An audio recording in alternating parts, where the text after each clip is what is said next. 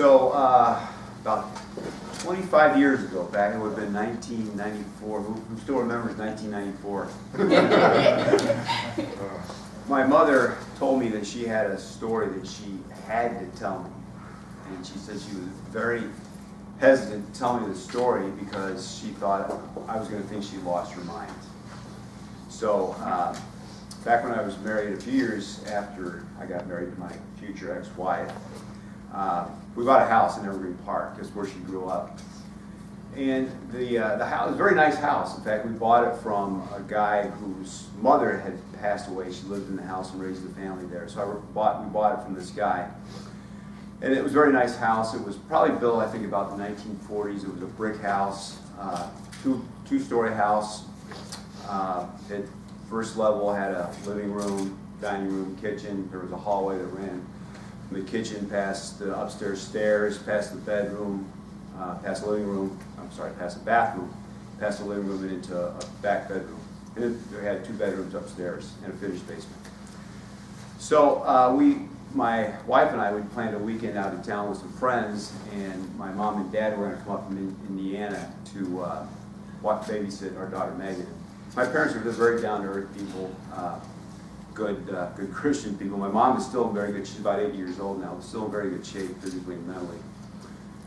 So my parents watched Megan for the weekend while we were gone, and my mom told me the story. That it was actually several months after that weekend. But she told me she was hesitant, but she said, "Mark, I got to tell you what happened that weekend. We were watching Megan." She said, "On Saturday night, I go to bed with Megan. We're sleeping in the downstairs bedroom, and we're sleeping." She said, "I woke up in the middle of the night, no particular reason. I just woke up, and I'm kind of laying there waiting to go back to sleep. And in the quiet of the night," she said, "I heard little kids laughing in the kitchen. And then they started running from the kitchen into the dining room. Besides Megan, my daughter, there's no children in the house." So my mom is laying there, and she's shocked, she's stunned, she doesn't know what to think of this. And my dad's upstairs, and she's laying there. And then what happened was Megan, my daughter, is laying next to her, raises her, and she said, Megan raises her head, never opens her eyes, and says, "I already told you I can't come and play." My mom is just stunned. She doesn't know what is going on. She doesn't know what to make of this.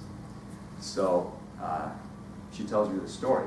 And she was hesitant because she thought that she'd lost her mind. So what do you think I told her when she told me that story? I told her I'd heard this before too. I've heard this. In fact, the 3 years that I lived in the house, I actually heard this 3 different times. The little kids laughing in the kitchen and running into the dining room.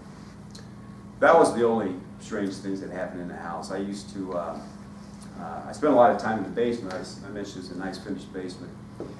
And I was trading at the Board of Trade at the time. And I spent a lot of time down there. It was quiet, and I could go down there, I'd do my work, and I had my trade station down there. And I'd sit down there, and there was a couch in the basement I usually sat at. I'd go over my charts and my trading strategy sitting down there. But what would often happen is I'm sitting down there. Usually this actually happened quite a few times. While I'm sitting down there, usually there wasn't anybody else in the house. Sometimes there might be somebody up on the 2nd floor, but I'm sitting in the basement on the couch, and I start to hear footsteps up above me in the kitchen where nobody was. And you know, when you live somewhere and you get to know the sounds of the house, and you know somebody's walking, about the size of them, how tall they are. So I could hear these footsteps in the kitchen. And from hearing this, I said, well, it sounds like a lady.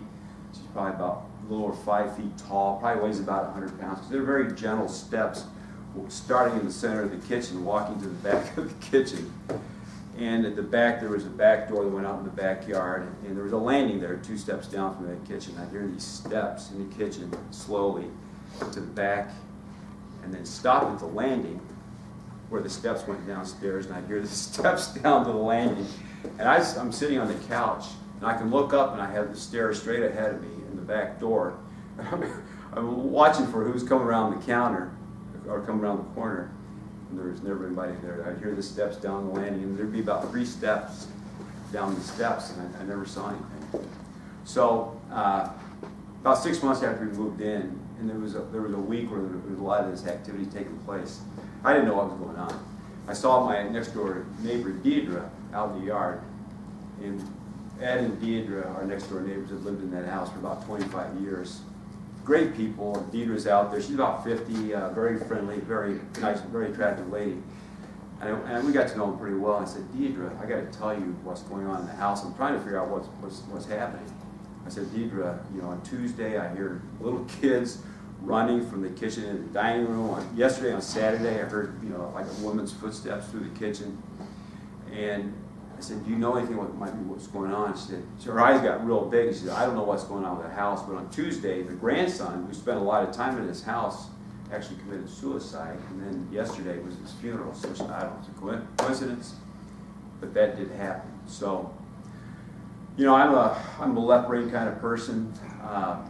My degree's in engineering. I look for facts and data before I come to any kind of conclusion. And I know people don't generally like to talk about these kind of things unless somebody brings it up first. But I don't know whether or not you believe in ghosts. I can only tell you what my experience was, and that's my story. I'm sticking to it.